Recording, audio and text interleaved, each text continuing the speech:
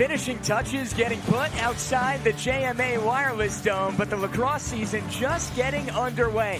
Today, Syracuse can get out to a 3-0 start against Holy Cross inside the Dome for a Sunday afternoon showdown. Hey everyone, alongside John Eads, I'm Johnny Gadamowitz. So glad you could join us. And John, these two squads come into today's matchup really at polar opposite points. Syracuse 2-0, Holy Cross still searching for that elusive first win. And the Orange winning both games by a combined 15 goals. On the other side, Holy Cross winning just one game all of last year, but bring back 8 of their top 10 point collectors, looking for a better showing against Syracuse 1 year later. Let's talk purple and white, because their offense so far, well, it's been pretty one-dimensional. Thomas McIntyre, 8 goals on the season, 4 apiece in the first 2 games. Leads the team with that scoring total, but also leads the team in shots. Everything Holy Cross does offensively today will run through this guy. He likes to do a lot of his damage dodging from X behind the goal, and he's got a great frame. 6'0", 180, has nice in-step and out-of-step rhythm and can score in many different ways. On the flip side for Syracuse, last time out, a 20-7 win over UAlbany, a game that will likely be remembered as the first of many Joey Spallina games. Breakout game for Spallina with 5 goals, very efficient on 7 shots. He's known for his strength and body control, and it's on full display here. It was on full display against UAlbany. Great speed, great touch inside. Very talented goal scorer. John, you mentioned the efficiency. Really silenced his critics after scoring just 1 goal on 15 shots in the opener against Vermont. Well, you open up Twitter and everyone's talking about how, hey, Spallina had 1 goal on 15 shots. He was the top overall recruit. Well, he took that, compartmentalized all that negative buzz, took it into the game against UAlbany, then scored 5 goals, did all of the same things he did against Vermont, Johnny. The only difference was he put the ball in the back of the net. Said he actually took less shots in practice this week to help with that. As far as the netminders, Dawson Fryer's a veteran between the pipes for the Crusaders. He really increased his leadership during the offseason, had 11 saves against Merrimack. I think the big thing for Dawson Fryers is he needs his defense to help him out a little bit, especially in this game today against an explosive Syracuse offense. For the Cuse, Will Mark, the LIU transfer, he's lived up to every bit of the hype. Preseason All-American, NEC All-Defensive Player, great leadership skills just like Dawson Fryers on the other side, but he takes up a big portion of the goal, makes the saves he's supposed to, and steals goals from the other team as well. Johnny Ragusa and Connor DePiro, the 2 face-off specialists, at the Block S logo to get us underway. Syracuse and Holy Cross in game number 3 of the year. Crusaders squad still in search of that first win of the season, just 1-13 a year ago, and started out 0-11. It's been a struggle for J.L. Reppert's squad to find their footing and some consistency. Well, J.L. Reppert also considers this really his second season. He joined the squad in January of 2021, but that was still kind of the COVID year, if you will. So he considers this to be the second season at the helm of Holy Cross, and this will be interesting to see how far the Crusaders have come last year to this year. Of course, that 23-goal loss 1 year ago. Cameron Magalotti, a first-line midi, one of the veterans on this team, playing catch with his fellow midi, TJ Lynch. A stout Orange defense that's held both opponents so far this year to under 10 goals. Cradaville trying to create the separation, nobody home. J.L. Reppert, you mentioned it, John, officially season number 3, but he counts it as number 2 with 2021 and all those COVID alterations. And he can't be happy with that start. You talk about the string of games that Syracuse has won when it holds opponents to 10 goals or less. You're not going to score many goals today if you can't catch and pass, and you have self-inflicted wounds like that one. So the Orange offense will set up shop now for the first time today, coming off a 20-goal outburst against the Great Danes a game ago. This Holy Cross defense susceptible to ball watching. I think if Syracuse moves it well, moves it quick, they'll have success today. Hiltz tried to sting it top right corner, but a little too much mustard behind that one. Head coach Gary Gate for Syracuse in his second year at the helm. Maybe the best lacrosse player to ever do it, and now brings that wisdom to the sidelines for this SU men's squad.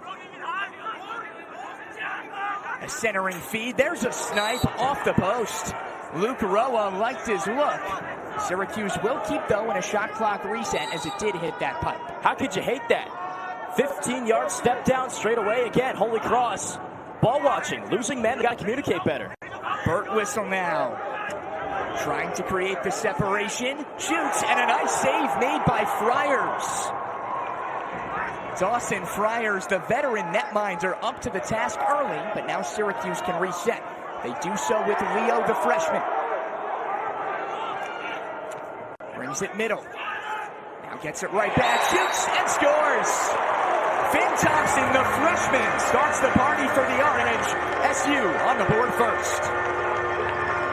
Canadian to Canadian, Alex Simmons continuing to do what he does best. He catches on the wing. Thompson cuts from X. A lot of eye candy with this Syracuse offense. He's left wide open, 5 yards away from Cage. That cannot happen from the Holy Cross standpoint. That is bread and butter. Easy pickings for Finn Thompson. Thompson did not have a single point in the win over Albany last time out after he had 3 points in the opener against Vermont. A goal and 2 assists. That has to feel good to get back in on the score sheet early. And in that game against Vermont, it seemed like Thompson and Simmons had instant chemistry together, and you saw it again right there. Of course, Owen Hiltz with the ball right now, another Canadian, and a starter for this team. Bodes well for head coach Gary Gayton, who's Canadian himself. That's right. Really likes to implement that style into this game. And it really is truly a style. The Canadians simply just have better stick skills. They can pass and catch with both hands very well. Here's Roa, the freshman, on the wing, shoots, and just couldn't tuck it in. Well, he helped out Dawson Friars there. That shot has to go far pipe. Much too easy. Holy Cross can clear, and they do just that. Really only the second true offensive possession of the day thus far for the Crusaders. A Crusaders team last in the Patriot League a year ago in goals per game. And Johnny, one area I think the Crusaders need to attack today is short stick defensive midi for Syracuse, because Brandon Aviles not playing today. But with that said, this Syracuse coaching staff loves the rest of the members of that team midi room.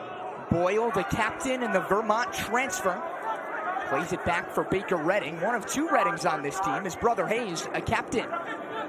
Here's McIntyre, 8 goals on the season so far. That by far leads this Crusaders program. Great slide there, great communication between Clary and Kakemo. Henry Sheehan trying to make something happen. All for naught, though, and Syracuse takes over possession. 2 great defensive possessions for Syracuse. The first one resulted in a turnover from Holy Cross. That one there as well. The players are moving well. They're talking out the slides. They're resetting well. It's been a clinic so far this season for Coach Petramala's squad. This is the 3rd straight year the Crusaders have come to the Dome, and only the 3rd ever matchup between the 2 teams. And last year, let's just say Syracuse had their way, a 28-5 victory in the season opener. Leo rotates it behind for Spallina. Joey gets it right back. Concocting the play for this Syracuse offense, the quarterback behind Gage. I like this set, look out. There's a shot right into the stick of Dawson, who recovers. Spallina tried to hound him, but the netminder cool, calm, and collected. Shoved up ahead. Magalotti couldn't get there, and now Syracuse can sit on it defensively courtesy of Landon Clary. Clary's someone who head coach Gary Gate really praised in the past week for his performance against Albany. Has stepped up as one of, if not the top cover guy in terms of the close defenders early on for the Orange. He and Nick Kakemo, the premier long poles. We knew that Kakemo could force those turnovers. Clary was more of a question mark, but he's really answered the bell so far this season, transitioning from LSM to close D. Griffin Cook, the veteran, tries to go top shelf, and Friars is there. Number 99 in purple denies Cook. But Syracuse still on it now with Joey Spallina, the Mount Sinai native. Wearing the number 22, the first SU freshman to be donned the historic 22 since the early 2000s. Kirst, the Lehigh transfer, draws the double. Spallina shoots and scores. Oh, a pretty bouncer from number 22 in orange and white. Seems like the game plan for Syracuse so far is to work everything out of X. Cole Kirst walks it down the wing, and Holy Cross just simply loses Spallina, who creeps along his circle, fakes once, and scores down low. Very pretty, very well done by Syracuse. And Spallina, the awareness to see the back of his defender's head, knowing he's going to be open, catching and finishing. Had the chance to ask Coach Gate just how much pressure Joey Spallina has been under and how the #1 recruit in the nation is handling that pressure relative to Gate himself and the pressure that he felt when he was a player here at Syracuse University. He joked with us and said, Joey's under way more pressure than I ever was. But that pressure not phasing the young, poised freshman. And Johnny, a great way to beat pressure is to work hard, and that's what Spallina does. That's what he's known for by everybody that has ever come in contact with him. Matt Major, the Long Island product out of Chaminade High School, a storied lacrosse school on Long Island in Mineola. Crusaders taking their time. They reset with TJ Lynch. The senior brings it up ahead. This is where to attack today. Find that short stick matchup from up top and go.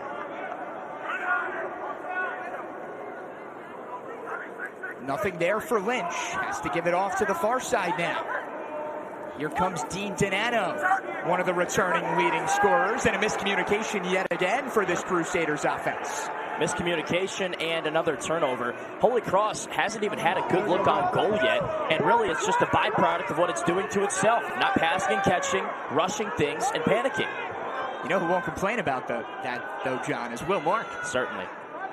Mark, although he loves to make saves. Transfer, yeah, he does. He's been poised so far through the first 2 games. Comes over, of course, from LIU and takes the spot in net between the pipes. A spot that was a question mark for Syracuse last year. The tandem of Bobby Gavin and Harrison Thompson in fluctuation all year a season ago. Tried to find Burt Whistle on that lefty doorstep, but the pass from Thompson wasn't there. Orange can reset, though, with 30 on the shot clock. So far, we've seen a lot of this 2-man game behind cage, and it's dangerous. Spallina tried to go doorstep. Roa couldn't haul it in, and now can the Crusaders get going in transition? Hayes Redding, the captain, brings Leo with him. And now McIntyre can orchestrate the offense. Got to match up here. New guys coming on. Got to give credit to Michael Leo there. Offensive midi, but came back and back-checked defensively to avoid any kind of a fast break opportunity for Holy Cross. There were times last year when guys like Brandon Curry, Tucker Dordovic would not do that in some of the other middies, and it would lead to fast break goals and transition goals. But clearly, Leo, the awareness, and that's being taught by Coach Petramala. Haven't really seen the Orange defense be tested yet today. McIntyre going back and forth. Likes his matchup. Couldn't get the stick free, so dumps it off for Boyle. Couldn't get his stick free because Syracuse continues to switch and move very well. A hounding hit put on by Landon Clary yet again, and right into the stick of Mark. You remember that first game against Vermont when he just absolutely demolished the guy? I mean, he has that physicality. That's what you need, too, sliding from the crease. You need to go with bad intentions to put body on body and get that ball on the ground, or at least affect the shot. John, you mentioned Tucker Dordovic, Brendan Curry, 2 of the headliners for Syracuse a season ago, no longer here. Throw Owen Seabold in that conversation as well, Mikey Berkman.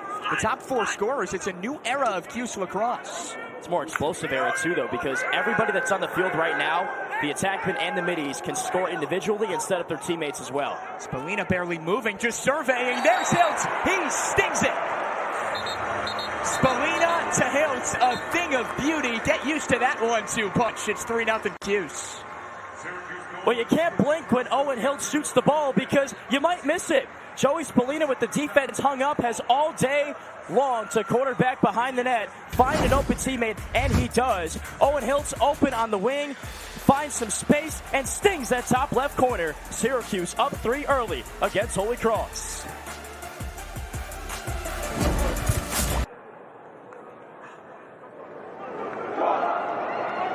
A hot start for the Cuse, 3-0, and Holy Cross head coach J.L. Reppert making some adjustments in that huddle.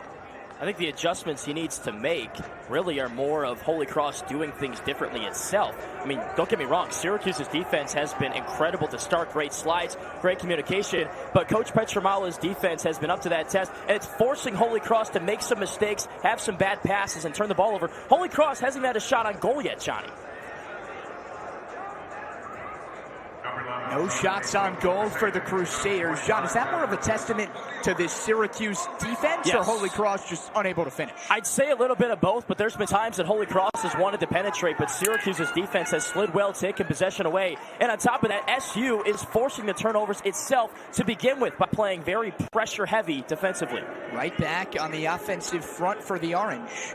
After 3 quick tallies, looking to add to it.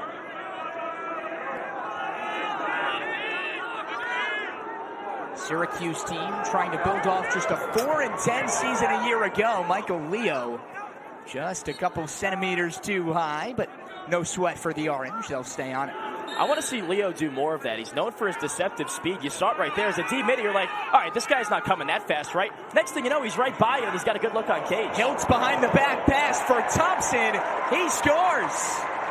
What a find from Owen Hiltz, and Finn Thompson just had to tap it in. Well, Thompson's known to like the dirty parts on the lacrosse field, and that's one of them right there in the slot. What a behind-the-back feed to Thompson, and his family back home in Canada will love that shot. That's known as the Canadian finish, using his right hand, going across body, and surprising Dawson Friars with a 5-hole finish. Second goal of the day for Thompson, but how about the feed from Owen Hiltz? Of course, missed all of last year with an injury suffered in the preseason. Safe to say, John, he hasn't missed a beat and is back to full speed. He's flashy, but he's flashy while being smart. So it looks awesome, and it pretty much always works. And that's what this Pat March offense is predicated upon, creativity and freedom, so he can make passes and plays like that. Tapiro, a win at the X for the Crusaders, who can now try and punch back. It's been all SU, all first quarter. We'll see if Thomas McIntyre can change that. Just watch this, though. Look how far out Syracuse is playing defensively. They're not giving Holy Cross really any kind of free space inside 30 yards. Carter Rice draped all over his man. Now here's McIntyre trying to create some separation from Clary, and whistle goes against McIntyre. Hughes out in transition. Here come the Orange. Alexo over to the far side. Now Rice. Simmons coming off a 4-assist game in the win over UAlbany. Credited offensive coordinator Pat March for allowing them to play free, play creatively, and said, hey, look, that's not me. It's my teammates and the coaching. Well, hidden ball trick there, Johnny. Did you miss that? Everybody thought Griffin Cook had the ball on the far side. Flag down, by the way. But meanwhile, while all that was happening, a Syracuse player ripped it from the top, and nobody even knew where it came from. I believe it was Simmons himself. Yeah. That's a nice trick to have in your back pocket, no? Well, we saw it against Vermont. It didn't work. Almost did there. Number 9 blue, that's a technical, 30 seconds.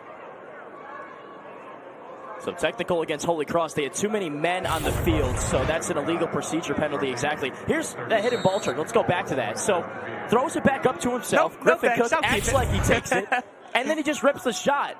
I don't think Dawson Friars knew where the ball was.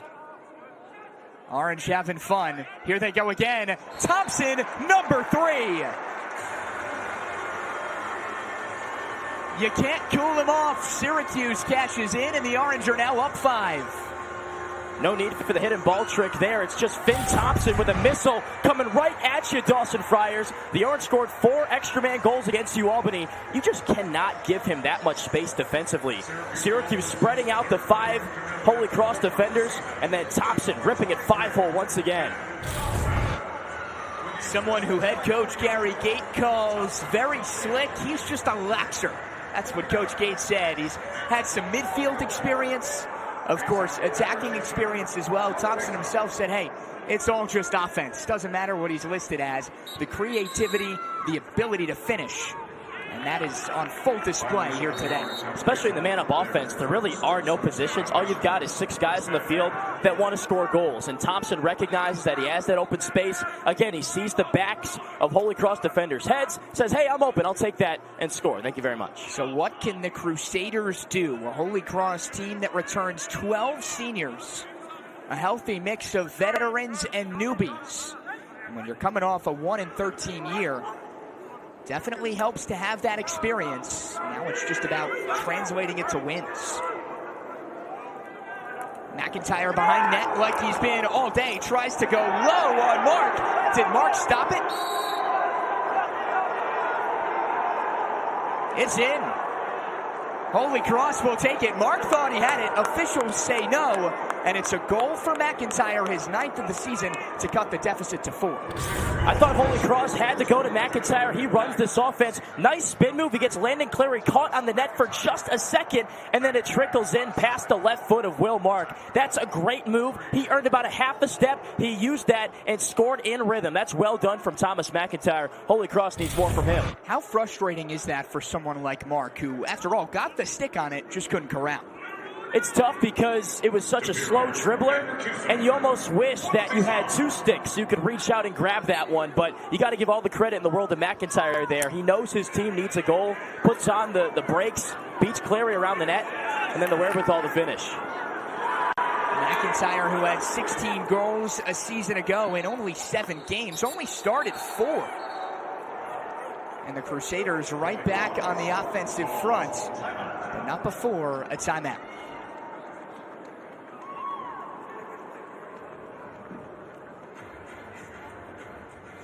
A hot start for the Orange, and Holy Cross in need of answers in a hurry. Of course, the 28-5 result here a year ago. A different team, a new team on both sides for both the Orange and the Crusaders. But Finn Thompson, he's one of those newbies, and he's found a lot of success so far today. Out goes a guy like Brendan Curry. In comes a guy like Finn Thompson, who can do so many different things. He cuts well, he catches well, and he can finish really well. The Canadian there, he was pointless against UAlbany, but he's already been a big member of this offense. And the man up in the 6-on-6, he's a very talented player. That's why he was so highly touted as a freshman. Thompson, one of 22 new players on this Syracuse team. Head coach Gary Gates saying, look, so many of these freshmen, they're not coming in as freshmen.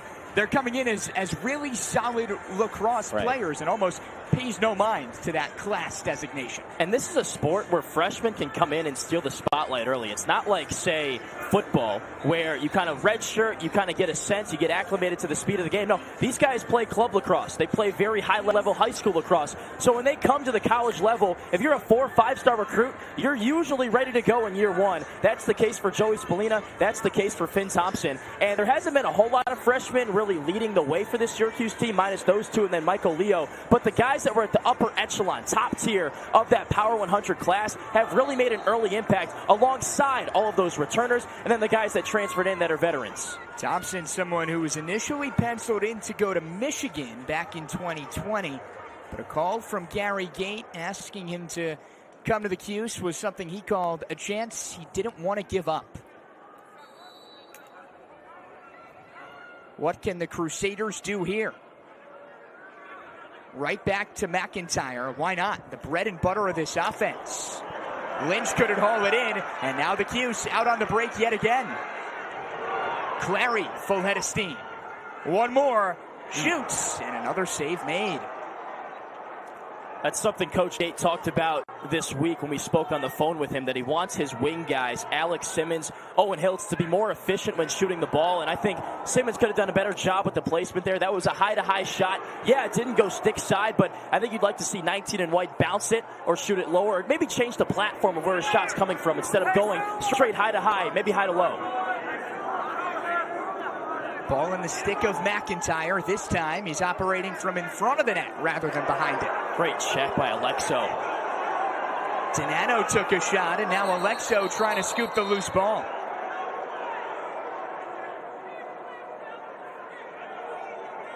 Coach Petramala does not like that one. It's the kind of game that Coach Petramala tries to instill upon his defenders.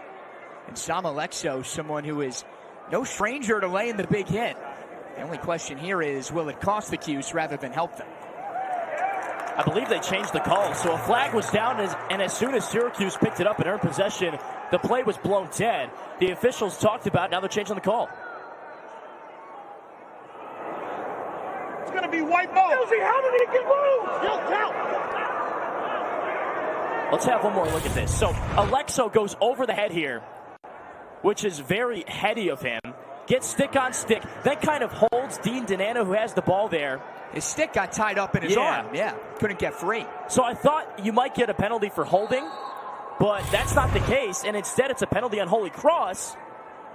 Or rather, check that, he's just standing up in the box. Thought he was taking a knee. It's still 6-on-6. It's Syracuse possession. No penalty either way. I think there was a case there for Donano maybe to earn that holding infraction, but none given. Another empty-handed possession for the Crusaders. Carter Rice whistle before Syracuse could set up shop with Spallina near the goal.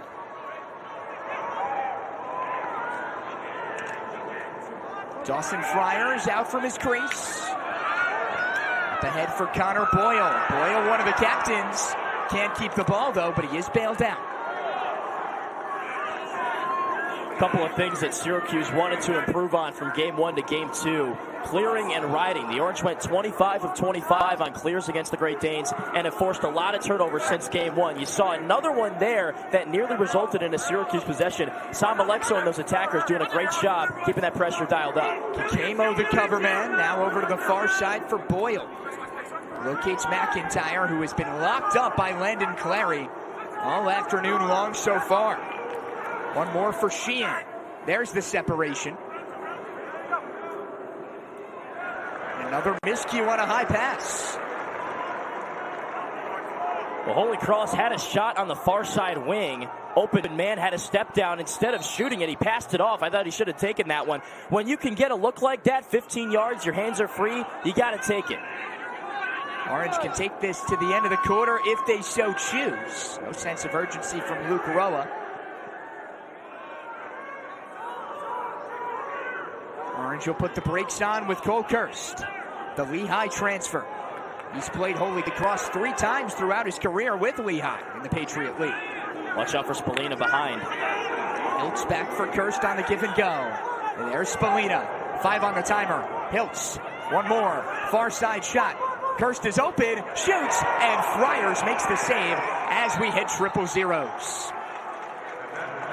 Creativity on that offensive end for Syracuse. 5 goals in the first quarter. Gary Gate and company cruising. So far, the Orange trying to get out to that 3-0 start.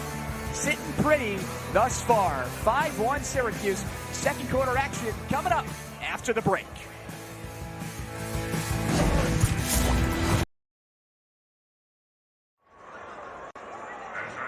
Back inside the JMA Wireless Dome, all Syracuse so far, an SU team trying to start the season 3-0, coming off a frustrating 4-10 campaign in year number 1 of the Gary Gate era. John, the Orange, no NCAA tournament for the first time since 2007, trying to get back to the big dance. It was a very erratic season. It was the first season under head coach Gary Gate.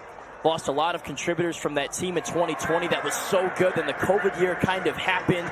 2021 was kind of up and down. This team had points last year where it looked good. They beat Duke here inside this building, but couldn't really find any kind of consistency. And were also limited last year in what they could do from an offensive standpoint. This year, you've got so much individual talent. Those very good freshmen like Finn Thompson and Joey Spallina, Alex Simmons as well coming in from the transfer portal, that allows you to open up your game and open up your offense. I think that's been the biggest difference from last year to this year. The first 10-loss season in the 107-year history of the program. Something Orange fans are not used to say the least. But so far, 2023 off to a different narrative. Holy Cross wins this face-off. Johnny Racusa now just 2 for 7 on the day at the face-off X for the Orange. But it hasn't mattered all too much. A comfortable 5-1 lead for SU. Thomas McIntyre, the lone goal on the day for Holy Cross, wearing number 31 out there in purple and white right now. He's on the far side and receives the ball. He beat Clary one-on-one from X on that first goal. I think they got to go back to him. One thing Holy Cross needs to clean up is the turnovers. They had 9 in that first quarter. McIntyre doesn't like the matchup with Clary, so dishes off for TJ Lynch.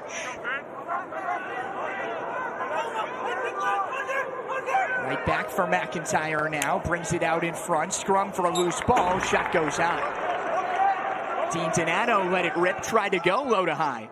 Holy Cross stays on it, though. No shot clock reset, as it didn't hit the goalie or the pipe. Nice adjustment using 2 men behind the goal to set some screens, kind of just be a buffer, if you will, and allow for more distribution and space on the wings. There's Lynch. A couple of hard checks. Now over to the far side. Tyler Marmo fresh into the game. Lynch trying to back down his man. Lets it fly, but not a high-quality look. Not at all. That's not going to work. I think Holy Cross needs to move the ball more, and if they do so, move it more efficiently, avoiding those costly turnovers. They do get a shot clock reset here. Back up to 60. And Donano to restart. Dean, the senior, and Wilton, Connecticut native. One of the more highly touted offensive players on this Crusaders team. One of those 12 returning seniors. Has it right now, trying to take Kamo to the rack. Big ground ball here. Who's the first to get there? It's the Crusaders. McIntyre getting involved on a loose ball. Right back for Donano. Goes to the doorstep and stings it. Dean Donano saying, I'll do it myself. And Holy Cross shaves the deficit to 3. Not exactly how you draw it up if you're Holy Cross. It took Thomas McIntyre winning that ground ball near the 40-yard line to keep possession with Holy Cross. But then it finds its way to Dean Donano. He just simply beats Alexo to the rack. Alexo chases stick. Donano puts the ball in the back of the net. That's great awareness from 14 in purple. You can tell he knows how to score goals. Led the team in points last year. Entering today, though, only the 1 goal and 1 assist through the first 2 games of this season. Season highs a year ago, 19 goals, 17 assists. Someone who maybe hasn't been as flashy as a Thomas McIntyre in the early portion of this season, but definitely someone that can make you pay if you don't do your due diligence on it. And it doesn't matter who you're playing, someone on Holy Cross or someone on, say, Virginia. If someone catches the ball like that, has the angle to cage, and has a step on you, they're going to score that goal. So if you're Alexo, you need to do better of knowing what your positioning is and be between the man and the goal. Nice feed and another score. Luke Roa, the freshman, left wide open and takes advantage. Well, the assists just keep piling in for Syracuse. The off-ball movement, the off-ball cutting has been very good for SU. And I think that was actually Jackson Burtwhistle, 9 in white, who made the cut, caught from Spallina. How the heck did he even get that pass through? Defender all up in his grill, still right in the wheelhouse for Burtwhistle, and he puts it home. So make it Burtwhistle, not Roa, who gets the goal, but Burtwhistle, someone who really burst on the scene in the back half of last year, and one of the headliners entering 2023 among Syracuse's returners. Had a hat trick against UAlbany. Had a strong close to last season, and now is kind of playing the lacrosse that he likes to play. And that's not necessarily being a one-on-one dodger and the guy that's running the whole show. It's someone that's cutting off ball, catching, and finishing. That's Jackson Burtwhistle's game. That's when he's at his best. That's what he's gotten to do this year because Syracuse has added the players it's needed to fill the other vacancies that Burtwhistle kind of had to hold together last year. Riding 6 straight multi-goal games dating back to last year as well. Sheehan behind the net for the Crusaders, going back and forth with Cradaville. Now up top, laser of a shot, but Will Marks scoops it out of thin air. He makes bounce shots look so easy. Now, it might help that Syracuse plays on a turf surface rather than a grass, because sometimes those balls can take pretty weird bounces off the grass. But he locates the ball, he gets down on his knees and stops it. Carter Rice thought about going coast to coast, but Fryer's up to speed. Same thing. Fryer says, anything you do, Will Mark, I can do just as well. Another bounce shot save. The Orange out in transition. Alexo up ahead for Carter Rice. Thinking about try number 2. Lefty doorstep. Spallina. Oh, that's too easy. The freshman puts the finishing touch on the Cuse's transition game. Well, Spallina's been scoring that goal since he was 5 years old, and he's been wearing 22 his entire life. Gets positioning, buries his right shoulder, gets his hands free, and finds the bottom right. That's excellent transition offense from Syracuse, and Spallina puts the exclamation mark on it. Someone who accumulated over 500 points during his high school career at Mount Sinai brings that talent over to Syracuse and instantly delivers. Holy Cross quick off a reset. Matt Major on the wing. Cycle it around for Cradaville.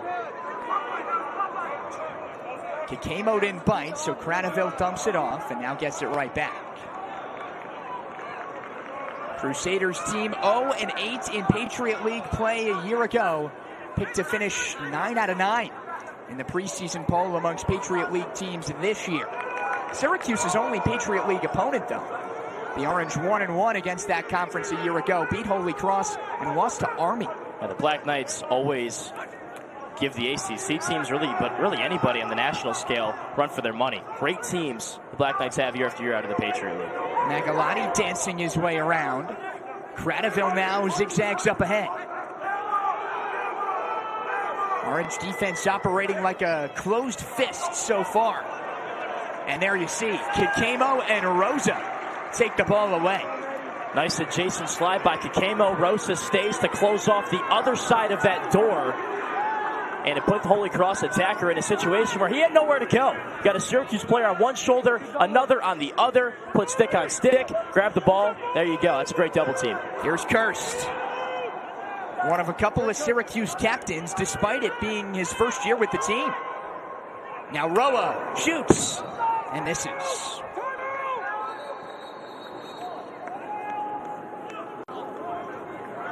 Holy Cross calls timeout. J.L. Reppert wants to talk things over. His team down 7-2, still all orange. The SU offense having its way with Holy Cross. Down the alley, took a spill, still had possession of the ball when he fell, so should be another extra man opportunity for Syracuse. 4-3, push, 30 seconds. That's a bailout. That's terrible. Sounds like Holy Cross didn't like that call. Not a fan. Oh, it's been that kind of first half so far for the Crusaders. Just couldn't catch a break. Syracuse 1 for 1 on extra man opportunities already today. Can they make it 2 for 2? This unit's so fun to watch. Always ready to shoot. They'll also get a little flashy with some BTBs and whatnot passing-wise. Birtwistle moved his stick before he watched the ball in. Rotated around for Spallina. Now Hiltz, don't often see him directly behind net. This is called the wheel. Look out.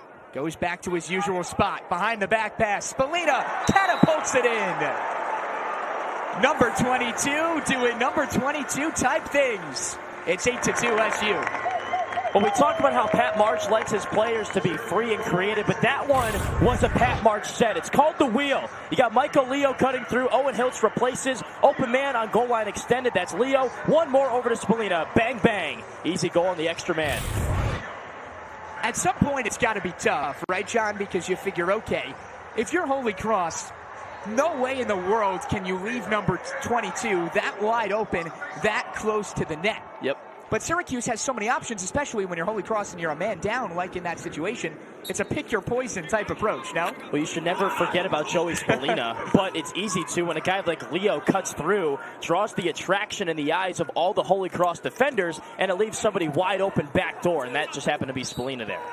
No one secures possession off of this face-off reset, so ball goes out of bounds. Syracuse closest to it, so the Orange can go right back on the offensive front as we approach halftime. If you're a coach watching this game at home, that's a great set to use for your extra man offenses, or even a player, young player growing up. So much ball movement, and really it's easy to teach. It moves like a wheel does on a car, right? You guys move around, you rotate, you fill, you take their position. It's really simple. All it takes is a little ball movement, communication, and practice.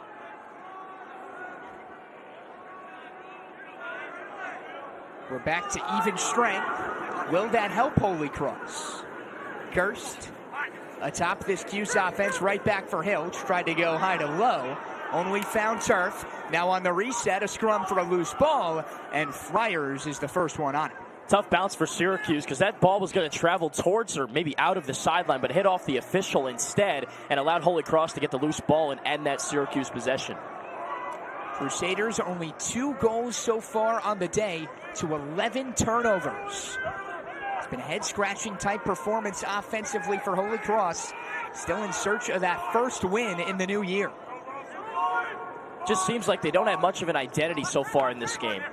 They're not really using McIntyre much as a Dodger as I thought they would, and the same goes for Danano.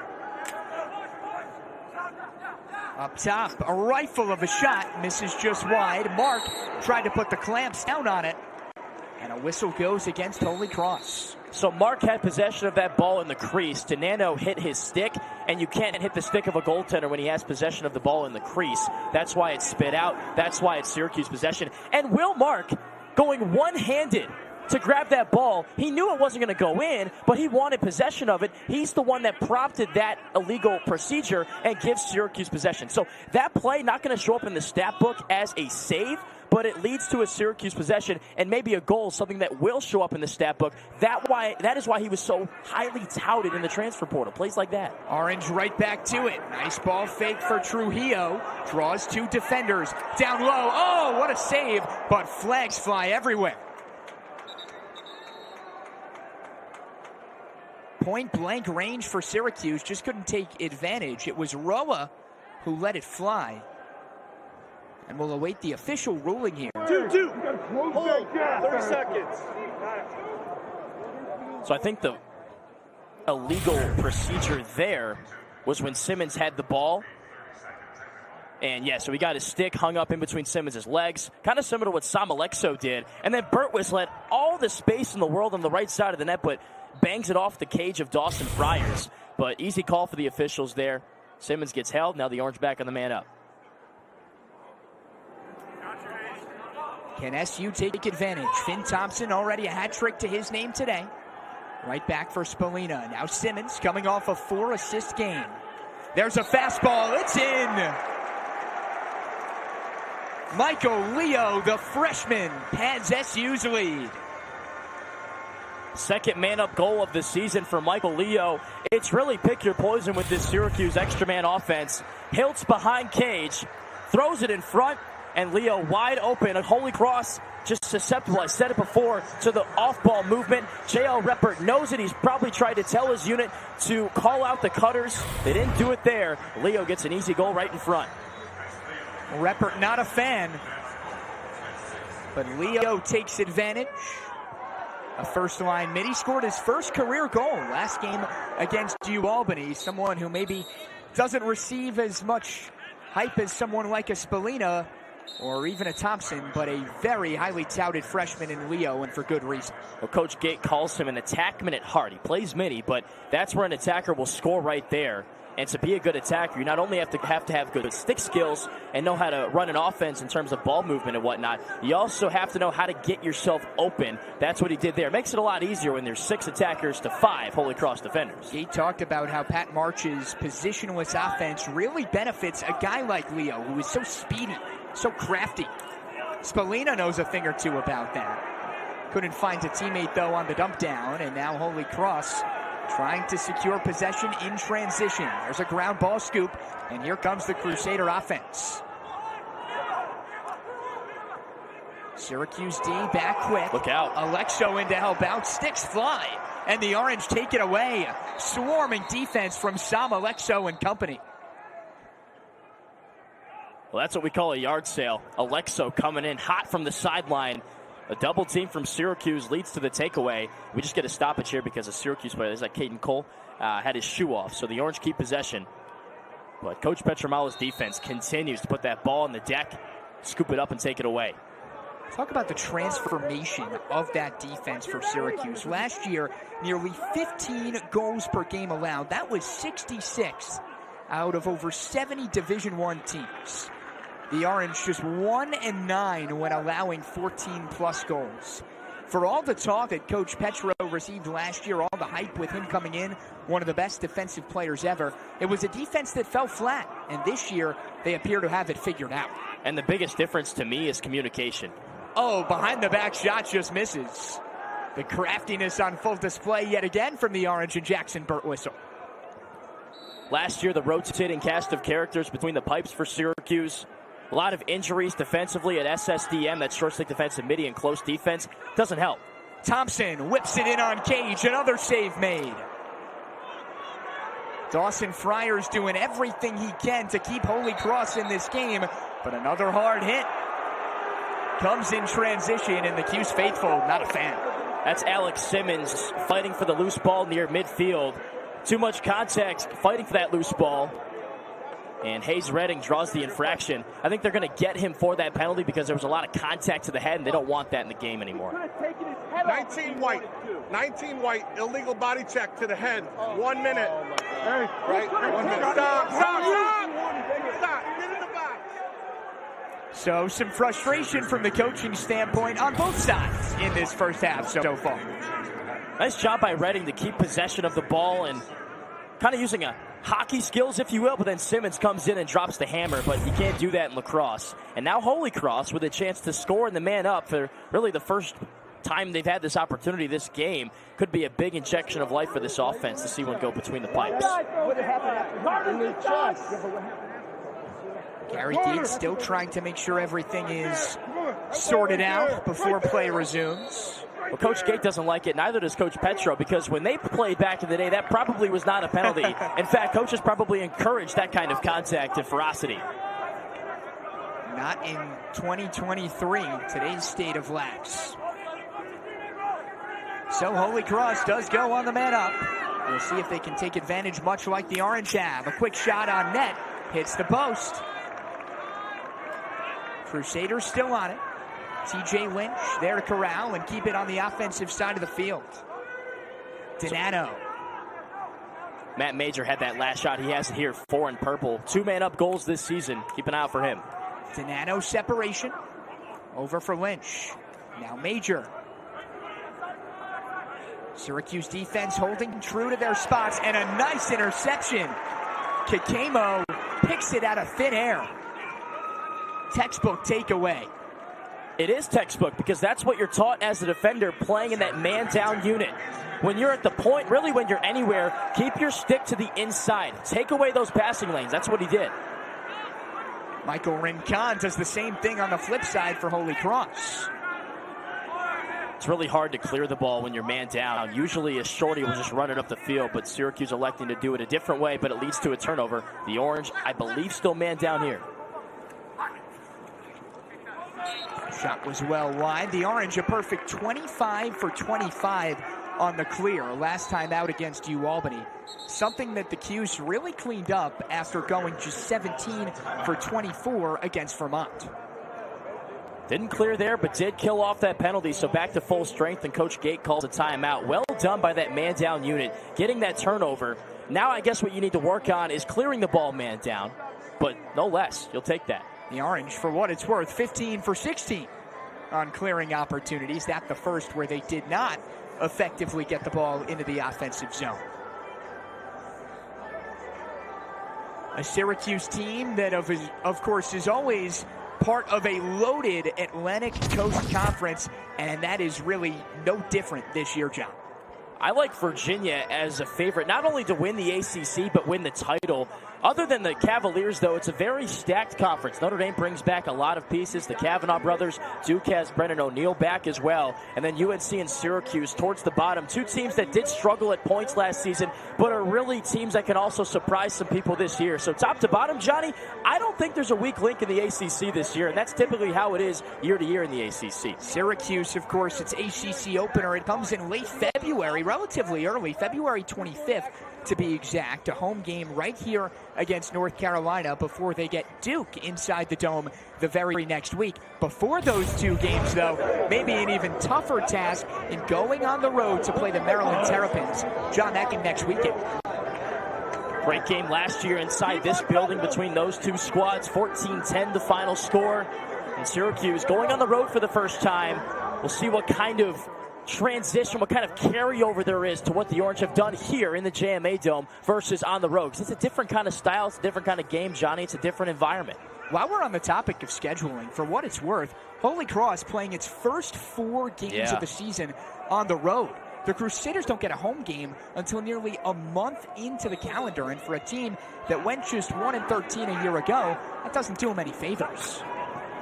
Can they score here? Mark vacuums it into the stick. Jason Lambert denied. And the Orange goalkeeper now ignites this transition game. Might be the easiest save he makes all day. He wouldn't have even had to move. Could have been a wax kind of stick figure, if you will. He didn't have to move an inch. Stick side high right into his stick, man. Can do that in his sweep. Here's Kirst. Comes over to Syracuse, receiving his master's in broadcast and digital journalism. Has covered SU sports teams all year and said after the win over UAlbany, it's so cool to now be on the other side of that. Spallina for Hiltz, now rotated around for Simmons as Syracuse plays catch.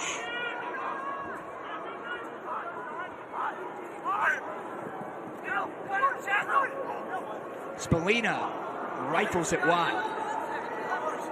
One thing I really like about this Syracuse offense is that it's not necessarily predicated on one player. More so ball movement and all 6 players getting involved. Because you can have a game where your top player, your top goal scorer, has an off day. But what doesn't ever kind of rest or go away is ball movement. Griffin Cook, the veteran, shoots, and Friars saves it. Friars has been a bright spot for this Holy Cross team early, if nothing else. How about the difference from Friars? Someone who was chased out of the game after just 1 quarter in the 28-5 contest here a year ago between these two teams.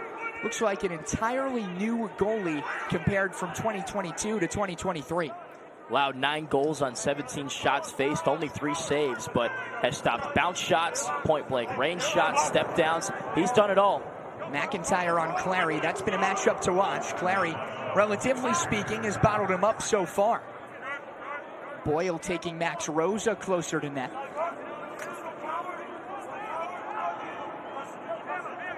Kakemo poking away at Sheehan. Only 2 goals allowed all first half for a Syracuse team that held Vermont to only 5 total in the opener. McIntyre locates Sheehan, now to the middle, shoots well wide. Nice cut by Henry Sheehan, getting some space off the screen, catching and shooting it relatively quickly. Kakemo about a step behind there, but did well to keep his stick kind of in his hands to affect that shot, make it go wide. The Syracuse timeout comes with under 31 seconds to go on the timer in the first half. A game that has been all orange really right from the jump. If you're just joining us, Finn Thompson with the hat trick, Joey Spallina with the hat trick. And Spallina really just continues to improve and develop as this game goes on.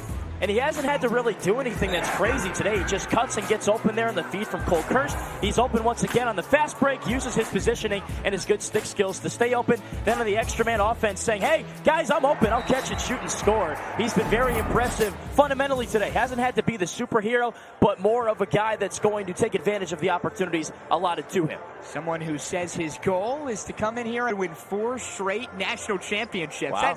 That's setting the bar pretty high, John. Certainly. But, you know, he's already wearing the number 22, Johnny, so he's already got those lofty expectations. He says, throw some more on there. Why not, you know?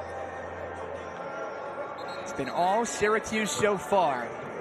Holy Cross unable to muster much offensively whatsoever. Thomas McIntyre, Itali, and Dean Donato. Maybe the 2 players that, John, if I were to ask you pregame, hey, if we're here sitting at halftime, Holy Cross only has 2 goals, who are the 2 most likely candidates to have those goals? McIntyre and Donato, probably the first 2 guys that come to mind. No, that's correct. I think Holy Cross needs more of a midfield presence. Donato technically plays midfield on that first line, but has a background playing attack. Thomas McIntyre is the X guy. I just don't know, after watching now about a half of Holy Cross Lacrosse, I don't know what their identity is on offense. Is it shooting? Is it ball movement? Is it one-on-one dodging from X? We've seen them attack from a lot of different spaces, but with no to relatively low success. And that just might be a testament to Syracuse's defense, if nothing else. Even down by 7 here, John, how much does that momentum factor in should the Crusaders tally 1 more heading into the break? Certainly helps. Gives you some confidence going into the second half, but I think Syracuse is dialing up an aggressive approach here to take the ball away and score. Can the Crusaders get 1 more before the buzzer?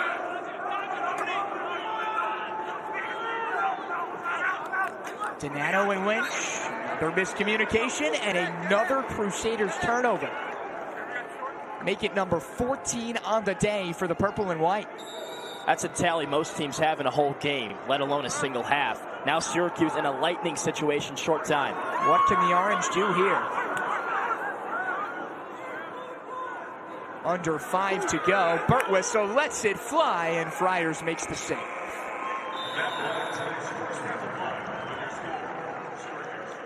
A first half dominated by the Orange. 2 freshman hat tricks courtesy of Joey Spallina and Finn Thompson have the Cuse up 9-2 at the half. Second half action coming your way shortly as Syracuse tries to get out to a 3-0 start to the new season.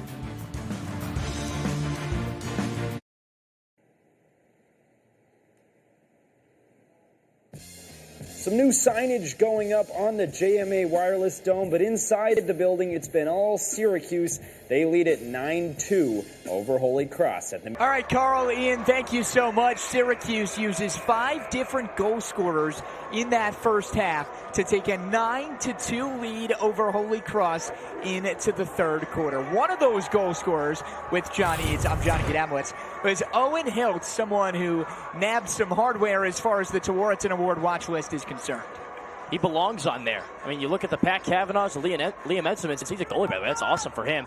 And Connor Schellenberger, other players at UVA and Duke, he belongs up there. He's a goal scorer. He's an offensive threat. He can score in many different ways. But I think his line mate, if you will, Joey Spallina, could be on the mid-season Tewaaraton Award watch list. Someone who, of course, entered the year not having played a game of collegiate lacrosse in Joey Spallina, but definitely could join that list come a couple of weeks as far as the mid-season awards are concerned.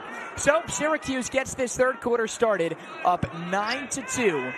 Spallina himself and fellow freshman Finn Thompson each already with a hat trick in that first half.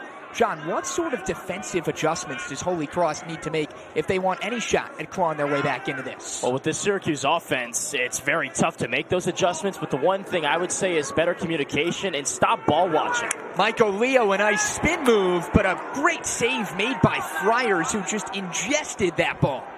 One adjustment Holy Cross doesn't have to make is stopping shots, and that's all because of Dawson Friars. He's been very, very good, changing platforms, making stops. Can't do that, though. More saves than goals allowed on the afternoon so far for Friars. Orange trying to ignite that transition game. Tried to go double digits and make it number 10.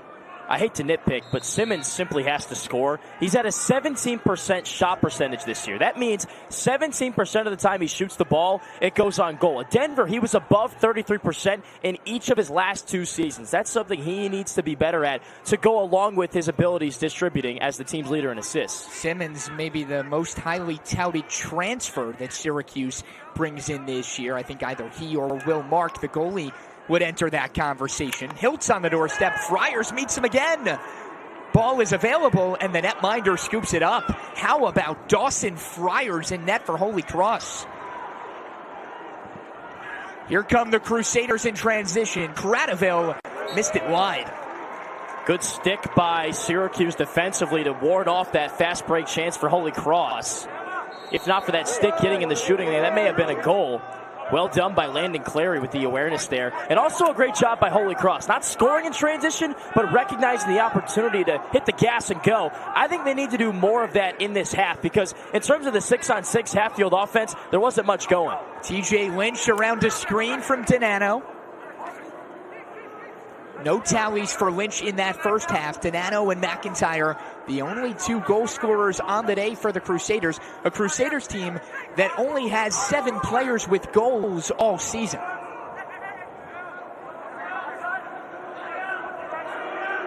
Not a ton of depth when it comes to points for this Crusaders squad.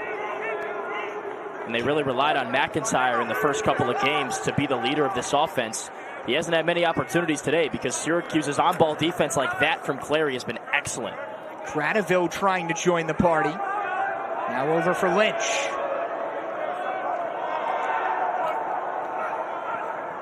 Donano in front of the cage. Orange defense holding true. Crusaders got to hurry, and Mark makes a save. That's a clinic from Syracuse defensively, Johnny, from second 1 to second 80. Warding off any Holy Cross chance. Alexo in transition. Maybe got a bit ahead of himself. We did see Sam Alexo score the first Syracuse goal of the season against Vermont on a similar sequence. A transition pole goal where he just reared back and said, try to stop my best shot. The Vermont netminder couldn't. Dawson Friars, though, evades a similar fate. Alexo's very dangerous in transition because he's a great athlete. He played hockey as well in high school, and that's a game that is very similar to lacrosse and also very transition heavy. Griffin Cook, the veteran, a lunging shot attempt. Friars up to the task on the recovery. Now to the doorstep, and Holy Cross escapes by the skin of their teeth. Nice check by Spallina. Who said this guy can only score goals? There he is again. Great transition defense from the Cuse. That's why he was the #1 recruit. It's more than just scoring the goals. It's also about how good of a teammate are you? How well can you pass? But also, what's your drive like? Spallina with the one-handed check to put the ball on the ground, sticks with the play and forces another takeaway. Here come the Orange yet again. Cook tried to get his hands free and took a shot on the release. And Pat March says, whoa, no call there? That ball ended up back in Syracuse's bench, actually in the first row of the stands. Crazy how that ball caromed.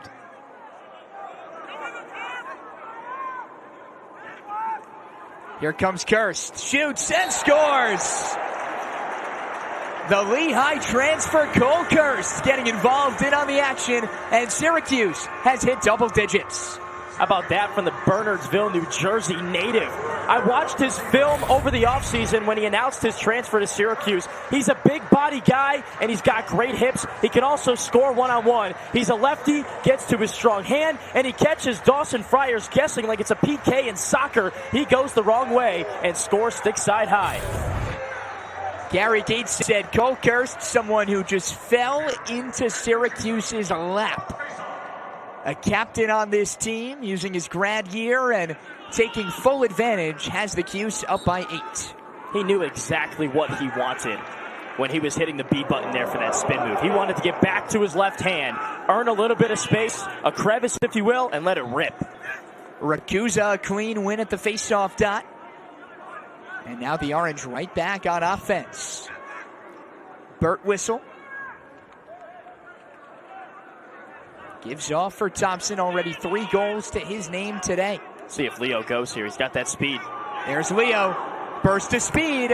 Shoots. And says, look what I found. Michael Leo scores for the Orange. It's 11-2 Syracuse. That's room service for Syracuse. The Orange subbing in players. First it was Finn Thompson, then it was Michael Leo off the bench. Defender doesn't give him any kind of respect. Leo hits the afterburners and finds the top left corner. Turns on the Jets and then some. One of the speedier players on this Syracuse team. And Holy Cross learning that the hard way. That's grade school stuff. It's just simple as, hey, I'm faster than you. I'll beat you from point A to point B. That's what he did. Jordan Naso to take this faceoff for Holy Cross. Naso has seen his fair share of action today. 4 for 6. He and Connor Tapiro, the tandem. And Naso comes from a family of faceoff specialists that know a thing or two about securing possession. His brother Jake at Duke, an All-American. Syracuse will need to deal with him in a couple of weeks. That's right. 60% career face-off win percentage for Jake over at Duke. And Jordan, not too bad himself. 67% win percentage in high school. Haven't seen a ton of Holy Cross on offense in this third quarter so far. But when the Crusaders are on offense, they want to get the ball to Thomas McIntyre. That's great defense from Trujillo. There's McIntyre up top. Surveying. Locates Boyle. Cradaville had the doorstep, but the pass nowhere near his stick. McIntyre recovers. A Holy Cross team that coming into today had just 71 shots on goal. There's another, but Will Mark says, not on my watch. One of the better looks Holy Cross has gotten today, and Will Mark is an eraser. He will clean up a bad slide, a late slide, a miscommunication. That's what he did right there. And the reason why he is an All-American goaltender and one of the best netminders in all the nation is because of how he can defend those bounce shots. I was getting into this earlier. It's the hardest shot to save in lacrosse, and he makes it look easy. Hiltz behind net. Up top, another shot, and Friars is there. Ball available, and Friars picks it out of thin air yet again. How about the junior in net for the Crusaders? 15 saves on the day. Orange in transition, or pardon me, Holy Cross in transition, but the Orange swarming defensively. Ball's available, and Nick Kakemo vacuums it up. Holy Cross has not cleared the ball well in this game. Syracuse has done a great job on the ride, forcing those turnovers. The Crusaders now 8 of 14 when advancing the ball from the defensive half to the offensive half. That's not a good percentage. You want to be at 85, 90%. In that case, it'd probably be about 12 of 14, 13 of 14, not 8 of 14. You're not winning any lacrosse games doing that. Burt Whistle rifles one in, and Friars is there. Just absorbs the ball as it gets tossed in towards him. Not the first time today we've seen that from Friars, and now the Crusaders out in open space. Clary there defensively. He and Caden Cole applying the pressure for the Cuse. Donano trying to get crafty on Leo. Now down low, Cradaville beats his man to his spot, but didn't have the angle. Lost the ball, and Syracuse takes it away. Add another turnover to the Holy Cross tally. They're now up to 18 on the afternoon. And add another cause turnover to Landon Clary's resume. Great on-ball defense. That's what he's been known for so far this season. And a guy that's really come out of nowhere. All he did last year was assist that Tucker Dordovic Sports Center top 10 goal. Before that, he saw a little bit of time but dealt with injuries. This year, he's really come on strong early. He might be a candidate for most improved player from last year to this year for this Syracuse team. A lot of Syracuse players have really taken a step in the right direction. As far as the guys that were here last year taking that next stride. Cursed someone who wasn't, though, a new face, and he has the ball now.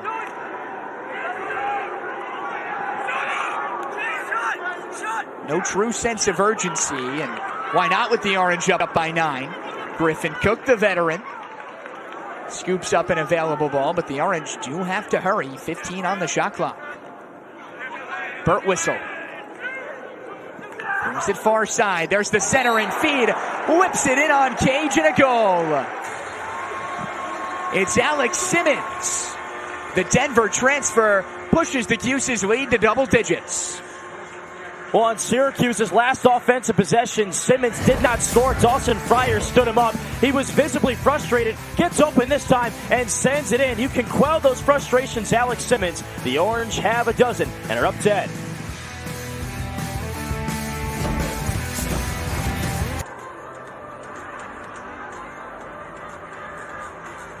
Back inside the JMA Wireless Dome, Syracuse on top of Holy Cross by 10. It's 12-2. But, John, a chaotic weekend across the collegiate lacrosse world. Chaotic's one way to put it. I think the most chaos that happened was Loyola beating number 2 Maryland 12-7. Loyola scoring 4 of the 5 goals in that fourth quarter to take home that win. That's winning lacrosse. Then Vermont upsetting Boston University after playing Syracuse very tough recently. And how about Tucker Dordovic's Georgetown Hoyas falling to unranked Johns Hopkins, no less? Team Syracuse will play pretty soon. And then Duke, out of the ACC, losing to Jacksonville. They typically tend to struggle in those non-conference matchups. They do again. You mentioned that Maryland loss. The Orange get the Terps next week in College Park. Maybe a get them while they're down type game. A quick try off transition for Holy Cross, but Will Mark, another nice save made. It was the face-off man, Naso, who won it cleanly and then let it fly, but Mark up to the task. He's been so good. like such a luxury for Syracuse this year. Last season between Harrison Thompson, Bobby Gavin, there really wasn't ever an answer. In Syracuse's game against North Carolina in mid-April, those two were still switching and swapping who was going to start each game. This year it's Will Mark's job, and there's no debate about it. Mark's coach, Eric Wolf at LIU, said all he talked about was Syracuse during his time at LIU, and now does come over and is doing great things for the Orange in Cage. Well, he's always felt that he's been the underdog. He plays with a chip on his shoulder. While playing at the smaller New York University, he probably thought he was more suited to play at the big one, in Syracuse here in the ACC. Crusaders got to hurry. 5 on the shot clock. Can they make something happen? Marmo, 1 on the timer. He doesn't know it, and that's a shot clock violation. Poor awareness from Holy Cross. It's been the case a couple of times in today's game because they're taking more of a passive approach, letting the clock run down. Syracuse keeps the pressure up, and Holy Cross just looks flustered. Great set, great possession by Syracuse's short stick defensive middies as well. Orange up by 10. How much does Gary Gate and company want to keep their foot on the gas pedal? A Syracuse team that you just saw some of the ranked teams a moment ago is receiving votes and trying to get out to that 3-0 start. I want to give a shout out to Vinny Trujillo, taking over the role of Brandon Aviles, who's injured today, looking great. Thompson tried to go behind the back and dinged the post. Try number 2. Oh, it nips the nylon. Joey Spallina, how do you make it look so easy? SU up 11. Wonder if his dad had him picking up the trash as a kid, because that's what he does here. Stays open from 15 yards away and finds the top cheddar with a step-down shot. He's not only someone that can finish in tight, close around the crease. Nice feed by Hales as well, shoveling it over to him. Finding the top right corner, and great placement too, going off stick high. Off the first opportunity from Thompson, who banged it off the pipe. Leads to Spallina, he does the rest. 4th goal on the day for Spallina. Remember, he had 5 goals last time out in the win over UAlbany. And John, those 4 goals today coming on just 5 shots. Efficiency, to say the least. Yeah, I mean, he had 5 goals on 7 shots in the last game against UAlbany. Only 1 goal on 15 shots in the opener. I think that's been the biggest difference for him from game 1 to now game 3. A scrum off the face-off goes Syracuse's way.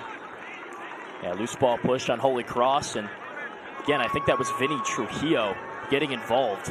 How good has he been as a freshman? I mean, that's a big spot to step into. Short stick defensive midi, being on the wing on the face-offs as just a freshman. That's a tough spot to fill. He's done it very well. Roa down low for Hiltz, dragging his defender with him.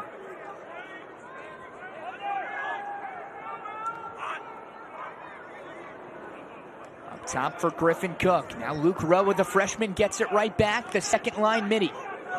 Here's something, Johnny. 11 assists today on the 13 Syracuse goals. That's what I was talking about earlier. It seemed like last year Syracuse has predicated its offense on Tucker Dornovic, Brandon Curry, Owen Siebold, one-on-one dodging. This year it's about using all 6 guys all across the field. A team-type approach. That's what Alex Simmons said after the win over UAlbany when he had 4 assists. A laser of a shot denied by Friars. High-quality look, but better quality save. Yeah. And that was Simmons again from pretty far away. If he wants to make any kind of individual improvements, I think his shot choice, placement, and accuracy is what he needs to work on going forward. I already talked about his dip and shooting percentage so far this season as compared to last. That's the biggest thing he needs to change as Syracuse approaches ACC play. And some tough non-conference opponents, too, going forward. Here comes McIntyre again. He's stonewalled by Clary. I mentioned that non-conference opponent alluding to Maryland next week, John. By far the toughest game the Orange will have played so far this year. Here's McIntyre. A quick first step, but a nice recovery by Clary. Rotated around now for Michael Bonomo, the freshman, the New Jersey native. Over to the far side for William Stahl. Orange defense has been oh so solid all day long. Only the 2 goals allowed. Well, Johnny, watch the shot clock. Holy Cross is letting it dwindle every single possession and gets themselves in tough positions with just like 5 seconds. Now they got to go, like right here. Not doing themselves any favors, down 11, 3 on the timer, gotta hurry, and another shot clock violation. How about this Syracuse defense? Unbreakable at this point. Unbreakable, or like a moat around a castle. They're just not letting Holy Cross even come close to threaten to even shoot on Will Mark. So all they have to then do is shovel it out of bounds and get back on defense. It's been unbelievable. The Orange well on their way to holding another opponent to 10 goals or less. They're on a bit of a string here. Syracuse, should they hold Holy Cross to under 10, it will be the first time since the end of the 2019 season they've held teams to under 10 for 3 games in a row. Thompson down low on the doorstep and finishes. Thompson buries it home, number 4 on the day, and it's all Syracuse inside the dome. This guy, Finn Thompson, must live in the slot. What I'm most impressed about is how he knows where to be when the ball's getting rotated around. Beats his defender inside, catches, and finishes. He's so crafty. That's a tough shot to score. You're right on the precipice of the crease. You got to avoid your foot touching the paint there. He knows that. He has the wherewithal to take maybe one cradle and put it in the back of the net. Thompson only had 1 goal through the Cuse in his first 2 games. He's got quadruple that today alone. And another assist on a goal. A win for Johnny Rakusa, the brand new Syracuse faceoff man. No more Jacob Fopp, part of a crew of seniors that all essentially went out together, let's call it. Tucker Dordovic, of course, Brendan Curry, and Rakusa, a new face that has some big shoes to fill in terms of Fopp, the veteran, no longer being here. 9 for 19 on the day so far is Rakusa from the dot. Cook's a veteran. He has it right now over for Hiltz on the give and go. Kirst fires and misses. I haven't seen Kirst take a shot with his offhand, which is his right hand, yet. That one looked very good. This is important, Johnny. You've got to have 2 very solid midfield lines. Not only good at the top with the Michael Leos of the world and whatnot, you got to have a good second line as well if you're going to beat these non-conference teams and perform well in the ACC. Orange need to hurry. Spallina, doorstep. Friars meets him. How about the catch by Spallina there? That was a whiz of a pass. I don't know how he caught it. And then Spallina with the ability to catch and then get a shot off, too. Quarterback heave up ahead from Friars towards the net. It's on the doorstep, right into the stick of Will Mark, who fires it right back. 14-2, that's our score as we hit the end of the third quarter. It's all Syracuse. 4 goals apiece from 2 freshmen, Joey Spallina and Finn Thompson. They don't look like freshmen and have the Cuse up by 12 with a quarter to go.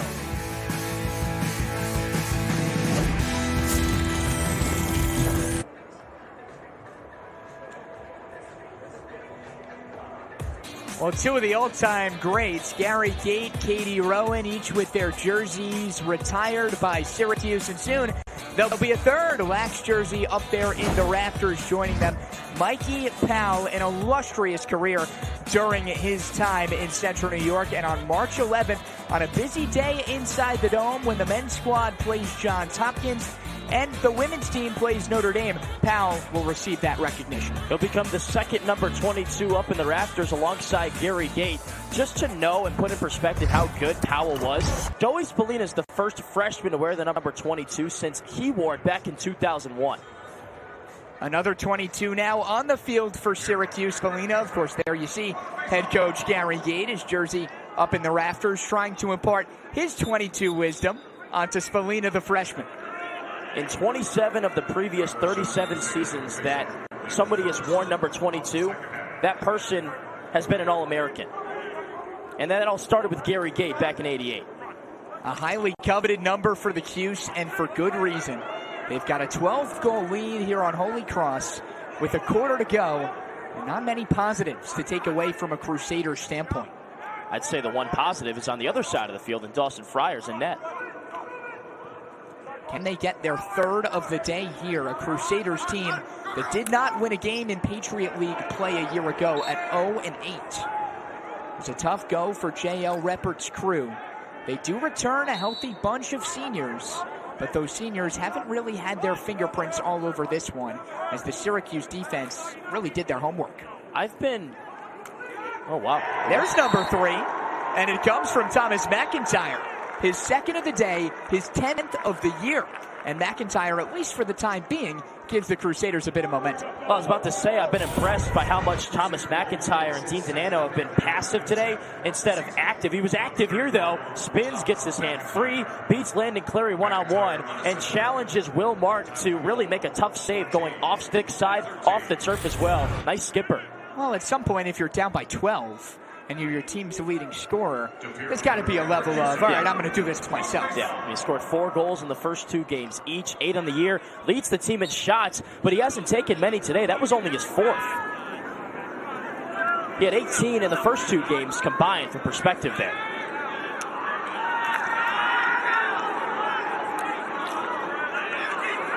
Perhaps another chance here for the Crusaders.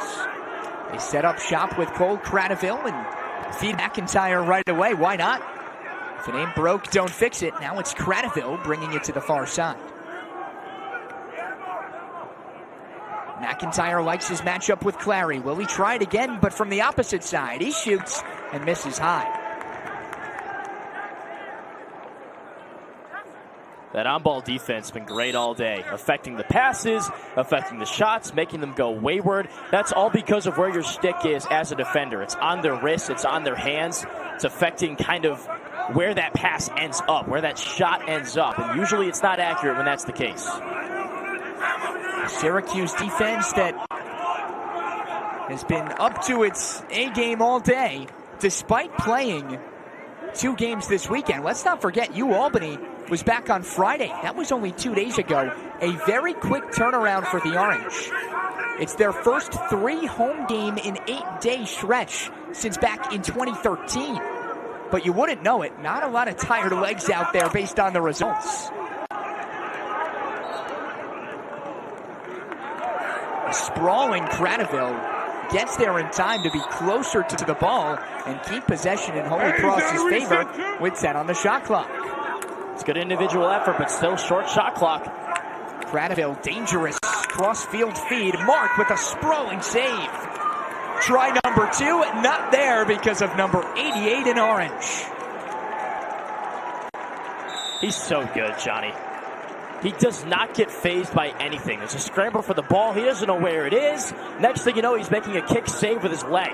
He uses every part of his body, and of course his stick. He can save every kind of shot. I'm seeing shades of Drake Porter out there right now from Will Mark. Of course, the former All-American goalie for Syracuse, Drake Porter. Playing in his final year 2 seasons ago before a question mark in net for the Cuse last season, and now Mark has that spot on lock. It is a goalie change as Harrison Thompson makes his way onto the field, and Mark receives a well-deserved ovation. Hiltz goes behind net for Spallina. Now the centering feed for Thompson. Tried to put it on a tee, but Thompson just missed it. If you were to put last year's Syracuse team on the field with this year's Syracuse team, I don't think it would be close, and Will Mark has a lot to do with that in net. Syracuse versus Syracuse? Yes. That'd be fun to watch. Yes. Just kind of imagine that. Because 2 differing styles. Right. The style that Syracuse is playing on both sides of the field, and what they're getting with Will Mark between the pipes is winning lacrosse in this day and age of the sport. Well, let's talk staying fresh here, John, because mentioned the 3 games in 8 days. Head coach Gary Gates saying, yeah, look, we've actually practiced a little bit less. More of our emphasis has been on film sessions and sitting down in front of the whiteboard and working on the lacrosse IQ and using that for just as much practice as actual drills on the field, and that's paid dividends. Donano trying to make something happen, and Harrison Thompson makes his first save of the day. I think the stuff in the classroom, not the school classroom, but the lacrosse classroom, is just as important as the lifting weights, the strength training, and the speed training, because you need to know where your slides are, you need to know how to run the offensive sets, and you need to practice your stick skills. So I think focusing more inside the classroom rather than on the field is beneficial for this Syracuse team, because hey, they had great athletes last year. I mean, Tucker Dordovic, Brendan Curry were unbelievable, both All-American players. What they didn't have is the team aspect. They've gotten that more this year. They also hired a brand new strength coach in Tony Pedrani, who has worked wonders in that department as well, implementing a couple of new styles, new strategies as far as staying healthy, staying fresh, avoiding injuries, what have you. Down low, Griffin Cook whips it in on net, but Friars is there. Oh, how about the release from Griffin Cook and the save by Dawson Friars? Pretty easy save for Friars because it was a high-to-high shot, but pretty solid move by Cook to get his hands free, if nothing else. He's had a really interesting career at Syracuse. I'm curious to see if he can make some improvements at midfield this year and earn a little more shine that he used to have when he was a freshman back in 2019. Of course, has bounced back and forth between attack and midi. How difficult is that in terms of bouncing around positions? We talk about Syracuse playing that positionless type offense. Is that something that benefits a guy like Cook the most? I'm not sure, because Cook used to play X in this offense, and it's a lot different dodging from behind the goal against the defenseman rather than a short stick from, say, the wings or up top. So it's a transition you can make, but it's very difficult, especially when you're used to dodging from behind and feeding along the crease. I don't think the transition has gone very well for him, but there's just no playing time for him to have with Spallina back there. I guess there could have been last year, but Pat March just didn't want to use him there. An ambitious pass from Lambert ends up in the stick of Donato, and he can't bury it in. Did ding the post, though, so a shot clock reset. But the Crusaders really need to hurry if they want any chance at making their mark on this thing. Down by 11 and under 9 to go. If nothing else, Johnny, from a broad strokes perspective, last year's game to this year's game, you see a whole lot of improvement with this team. The ferocity, the fight, the defense has been great. If nothing else, Dawson Friars has been excellent in goal for this team. So big improvement from last year to this year for J.L. Redford's crew. Well, I think you would say the defense is the biggest improvement, right? Yeah. You think about the 28 goals a year ago, half of that here today, at least so far. We'll see if Syracuse can change that. Well, I just think that Friars has a lot more to do with that than the defense as a whole, because he has 14 saves in this game. Carter Kempney, Blake Earlbeck out there on the field now for Syracuse as Gary Gate dips a bit further into his bench, and some of the reserve players that you might expect to see in a double-digit game with under 8 to go. Kempney, the freshman. It's a big spot for these guys because, hey, you want a rehearsal at earning a second line nod? This is your chance right here to show the coaches what you can do in a game-like scenario. John Cohen out there now as well. Orange mixing and matching, trying a few different things. Here's Brett Tenaglia, behind the back shot, and it's, just a bit too high. Boy, would that have been a thing of beauty. And it was Blake Earlbeck who tried to make it happen, and a solid look, just a couple inches too high. Seen a lot of BTBs in this game, a couple of pipes too. All Syracuse 14-3, just over 7 to go. SU in firm control.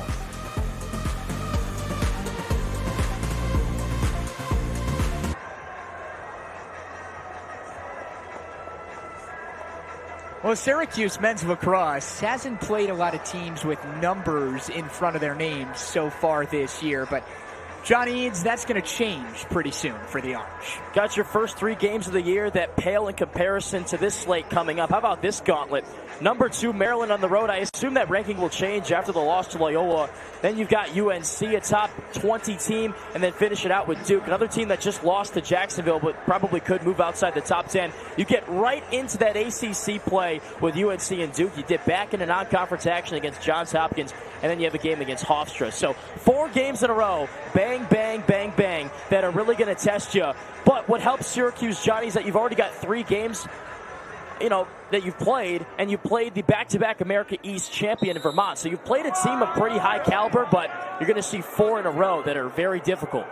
And head coach Gary Gates saying that this year there was a bit more purpose when it came to that schedule. First season since 2011 with 15 games, and really kind of structured it in a way that he felt would work and be beneficial for a younger Syracuse program. For me, at least, what stands out, interesting to see, John, that you don't really see a crazy ACC gauntlet. You get Duke and you get Carolina soon, but then there is that non-conference buffer, albeit tough teams, kind of sandwiched in between there before you go conference foes pretty much the rest of the way. Well, they kind of had that last year, too. They played a midseason game against Stony Brook, which you and I were at. Then they get back to ACC play, which I think helps. You see some different styles of lacrosse. You can work on some stuff against some lesser competition in the ACC.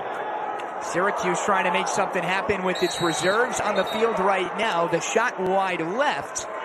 Had to come, though, with only 5 on the timer. Tyler Cordes out there now for the Cuse.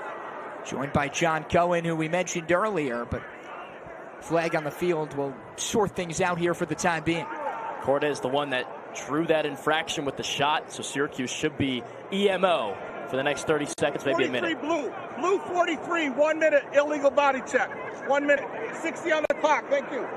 Does go against Miles Jackson, the junior defender, with just a bit too much body. Yeah, Cordes catches, keeps possession, kind of flips it up to himself, spins off of a hit there. That's the one that draws the infraction because it was to his back and not the side of the front.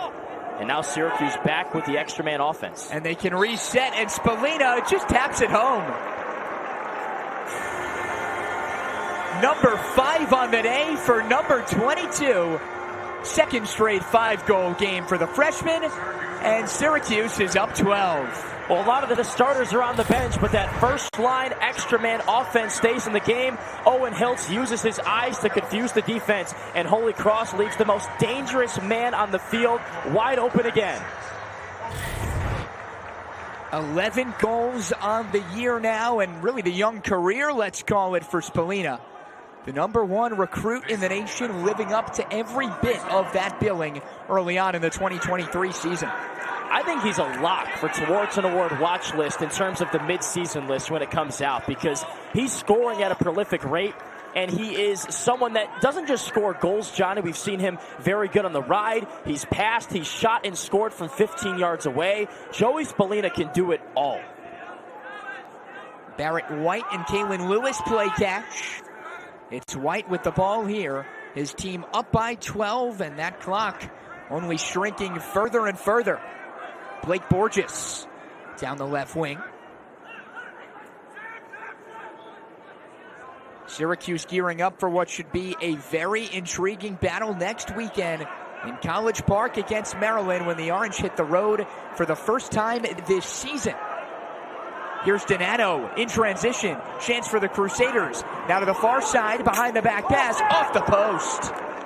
McIntyre, an ambitious look, and just missed. How about the feed, too, from Matt Major?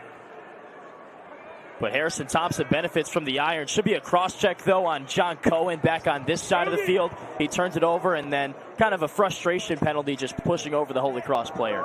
Syracuse swaps out numbers. Same guy, number 81 with a push, technical, 30 seconds. And it is indeed Cohen who is the perpetrator. So now Holy Cross a chance to work on its extra man offense. Another look at that cross check. Just on the back, and you have possession there, so you just can't do that. For Syracuse, a chance to work on its man-down defense, which forced a turnover last time it was on the field, but then got scored on back when it was 6-on-6 early into that next possession. Let's see if the Orange can get that turnover, Johnny, and then clear the ball successfully. They didn't do that last time. The playmakers still out there for Holy Cross for the most part in terms of the top line guys. With the player up, makes sense. Shot wide to the left. Some other guys that play for the Syracuse defense on the man down as well. Billy DeWan, who's a freshman, he gets in there. And Jordan Beck as well. 2 freshmen getting rolls early with the Syracuse defense. And it's worth noting, it's tough to replicate those real game reps. It's one thing to do it in practice, but for some of those younger guys that are vying for playing time, sure, this might be a 12-goal game with 4 minutes to go, but meaningful minutes nonetheless. Yeah, exactly. It's a rehearsal for guys to get on the second line if they play well. On both sides of the field, really. Syracuse, great job there defensively. No shots even. McIntyre with 5 on the shot clock. He sticks it. There's not a lot that Thomas McIntyre can't do. makes this a 15-4 game, just over 4 minutes to go. So the tough thing about that is when you have a lot of freshmen in your man-down defense, they then have to stay on the field and then play the 6-on-6 possession if it continues. That's what happened here. Jordan Beck, who hasn't seen a lot of time outside of the man-down, gets beat upfield. He allows McIntyre to get his right hand free. You got to keep your stick kind of to the outside there and in front of McIntyre to take away that righty shot. And in that situation, Beck didn't do it. And McIntyre, the goal scorer, does what he has done all season. Make it a hat trick for McIntyre, who's up to now 11 goals on the year. By far the biggest bright spot for Holy Cross, at least as far as the stat sheet is concerned. Violation of the Crusaders on the faceoff. Their second such violation. John, are there any positives you can take away here from a Crusaders standpoint as far as finishing these last 4 minutes strong?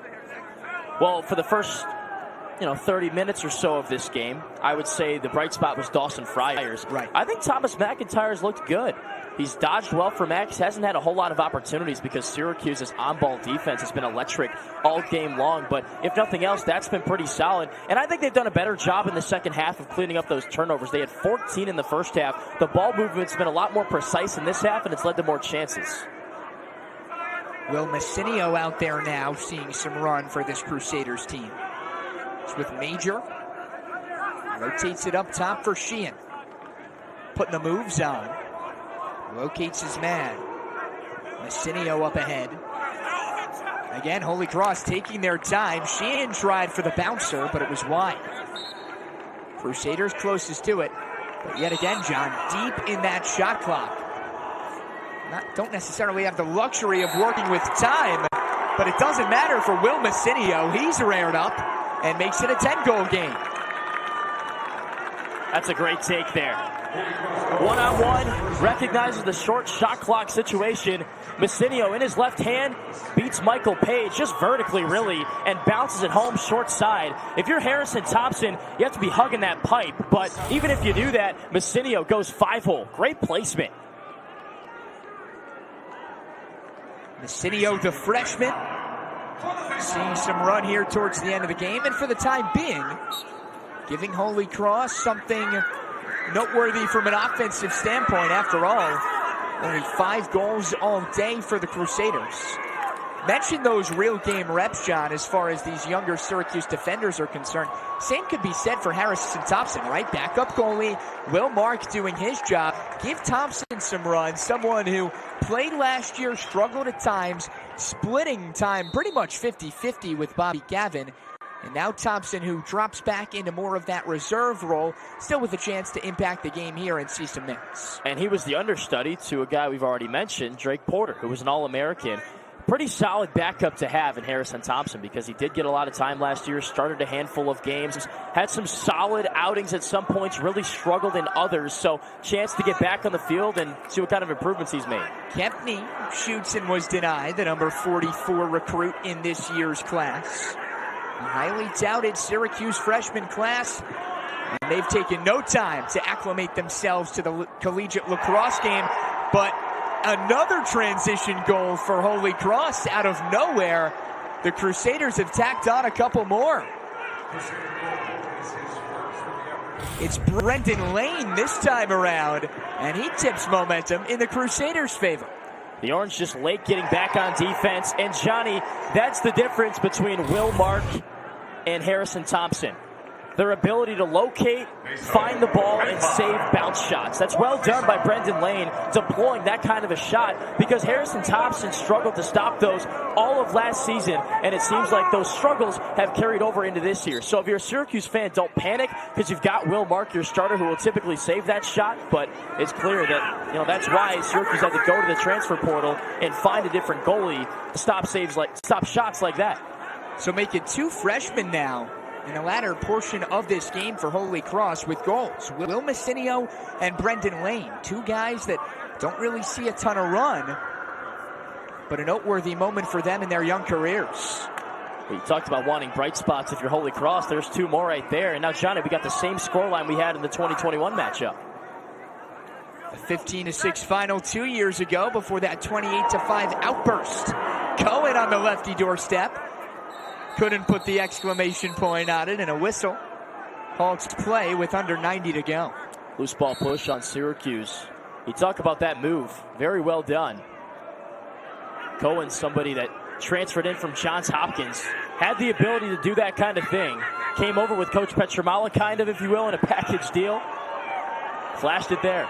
7-second differential between shot and game clock here for the Crusaders.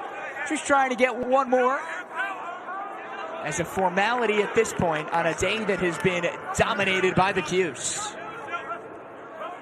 The talk's going to be all about the offense, too. Probably 35 goals now in the last 2 games, but that defense just continues to stand up and make stops. This would be now the 70th straight game that Syracuse held an opponent to 10 goals or less and won. Here come the Orange in transition. Time for one more, perhaps. Maybe not. Now that was Pete Fiorini, wide open far side, but the pass from Blake Earlbeck was on the wrong side shoulder, on the right shoulder of Fiorini rather than the left, his strong hand. And as a result, cruised out of bounds. 5 goals for Joey Spallina, 4 for Finn Thompson, Michael Leo with the pair as well. And the Syracuse offense had their fingerprints all over it, but the Syracuse defense holds Holy Cross to single digits as Thompson makes the save. Try number 2 is wide, and that stops us with a second to go.